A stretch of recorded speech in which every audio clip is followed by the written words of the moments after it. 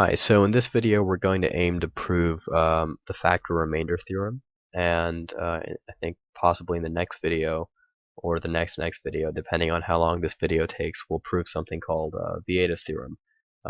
Both theorems you need to know for the IB HL Math syllabus.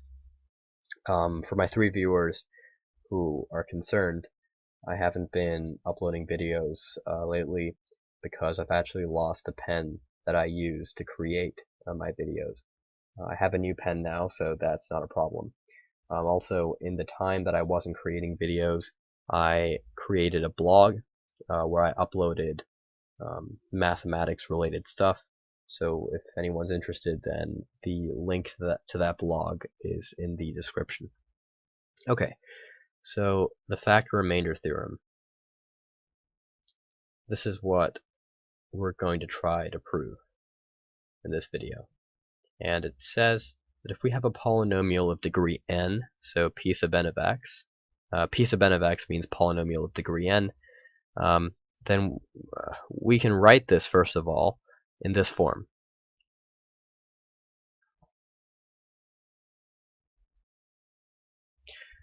Where k is some fixed real number,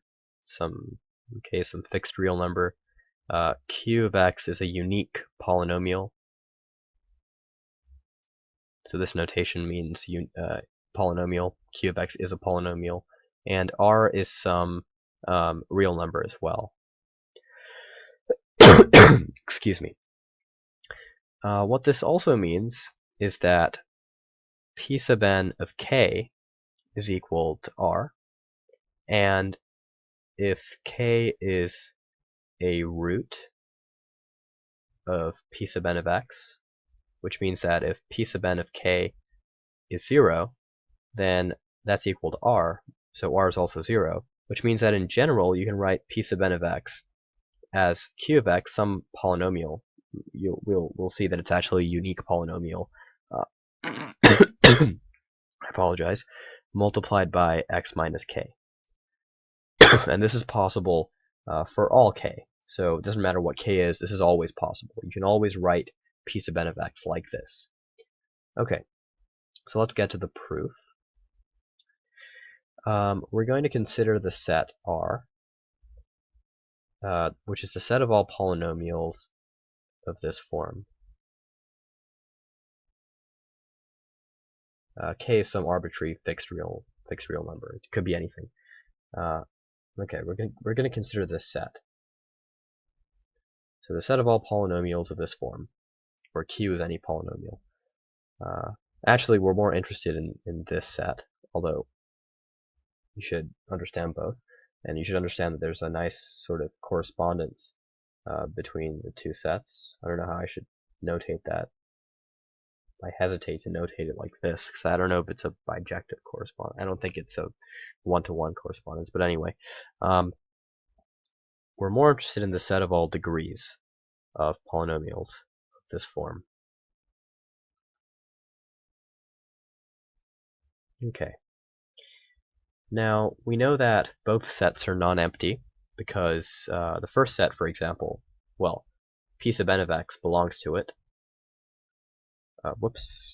Belongs to R because, well, if you set q of x to 0, then an element that belongs to R is by definition p sub n of x, and therefore R prime is also non-empty. So R is non-empty, and therefore R prime is non-empty.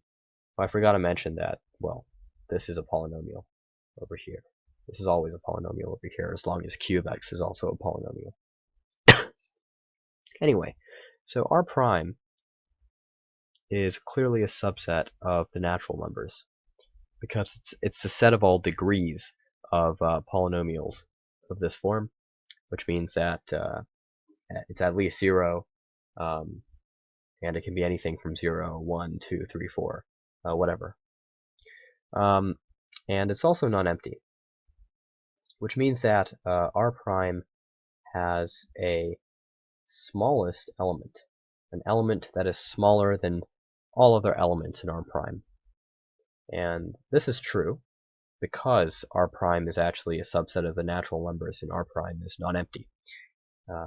This fact that any subset of the natural numbers that is non-empty has a smallest element is called a well-ordering principle or property.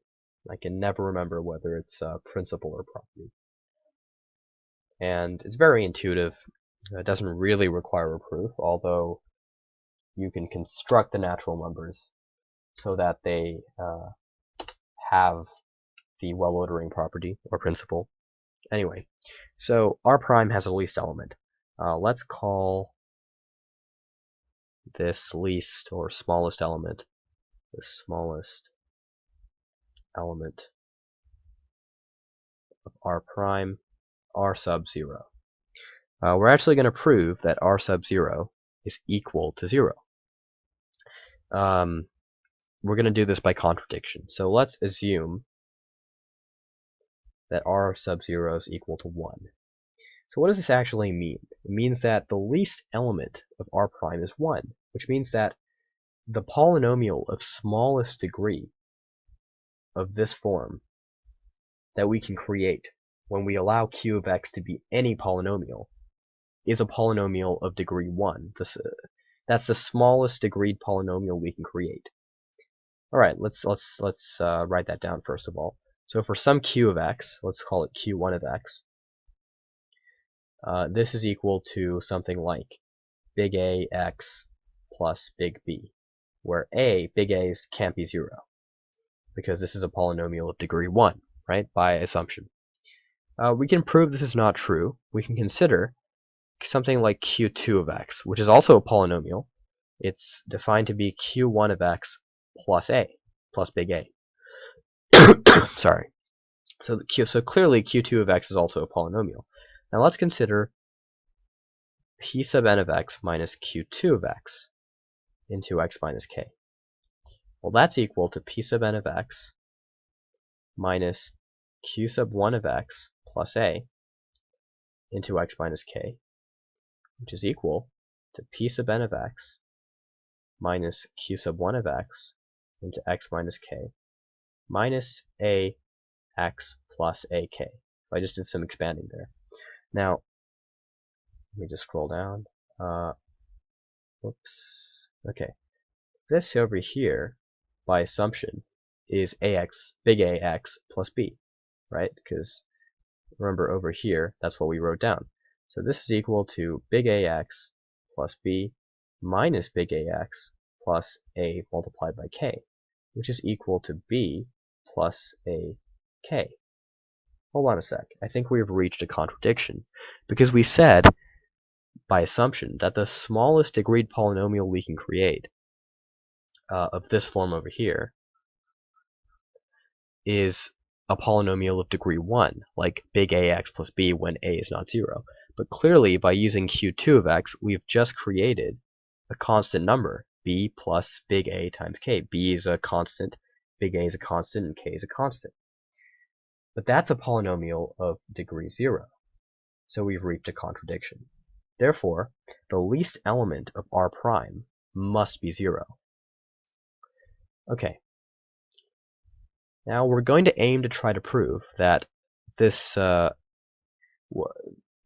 polynomial that corresponds to this least element is unique. So what that means is, remember earlier I mentioned a one-to-one correspondence between R and R prime. I still don't think it's a one-to-one correspondence actually, but we're going to mention that we're going to prove that, well, first of all, we already proved that R naught, which is the least element of R prime, is 0. And that means that for some q of x, p sub n of x minus q of x into x minus k is a constant, right? So let's say it's big C. So we know that is true, because R sub naught is equal to 0. The least element of R prime is 0. So that's definitely true for some q of x. But we're going to prove it's actually for a unique q of x, which shouldn't be too difficult. Let's see if we can do it. So suppose, let's do this by contradiction again. Suppose there was q1 of x and q2 of x, both polynomials, such that p sub n of x minus q sub 1 of x into x minus k was equal to c, and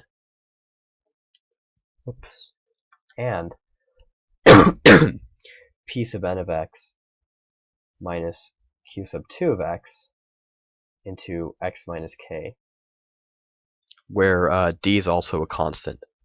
So, alright, let's try subtracting the two. So p sub n of x minus q sub 1 of x into x minus k minus p sub n of x plus q sub 2 of x into x minus k. There's a plus because we're actually subtracting this whole thing over here. So 2 minuses becomes a plus, and this is all equal to c minus d.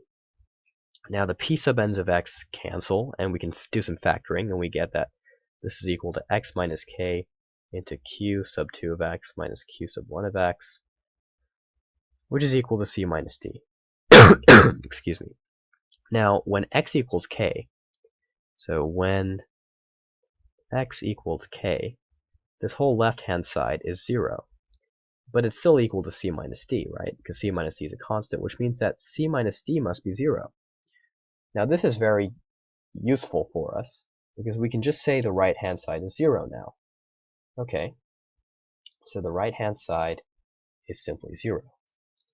Now, when x is not equal to k, right, x minus k is not 0.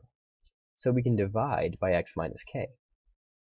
So we can get rid of that. For when x is not equal to k, we can get rid of that. Which means that when x is not equal to k, q2 of x is equal to q1 of x. Hold on, but we still don't know if q2 of x is equal to q1 of x for all x, because we only know this is true when x is not k. However, because q2 of x and q1 of x are polynomials, right, q2 of x minus q1 of x is also a polynomial.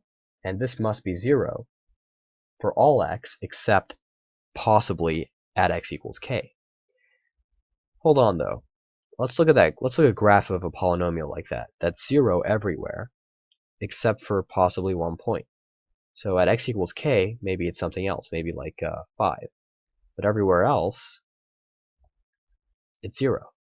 This polynomial can't actually exist, because if it was 0 everywhere except for some point, let's like x equals k, then it would be discontinuous at that point. Which means that, in fact, q2 of x must equal q1 of x everywhere. So we prove that q2 of x actually does equal q1 of x. Which means that this least element of r prime corresponds to a unique polynomial.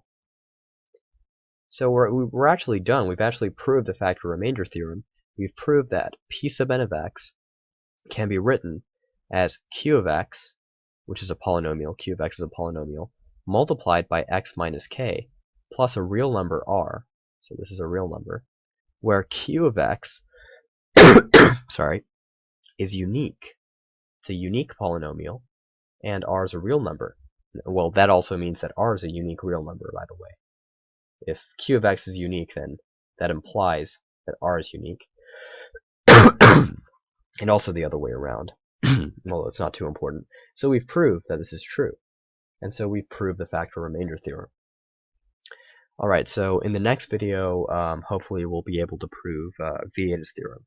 And it should be a lot shorter than this. Hopefully it'll be maybe at most 8 minutes. Alright, thanks for watching.